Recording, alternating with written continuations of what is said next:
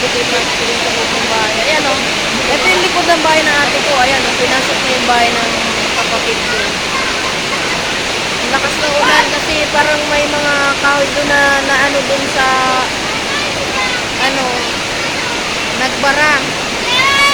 Kaya ano.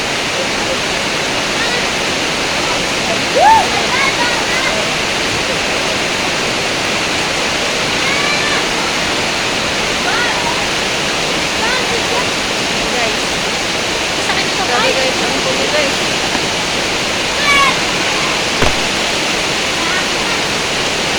Ang bilis.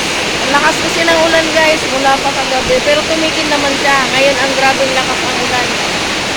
Yung tubig doon galing sa taas, pupunta dito sa baba. Kaya ito pumasok yung sa bahay ng kapatid. Ay! Ayan guys. Ayan guys, so bumasok na yung tubig sa bahay ng kapatid.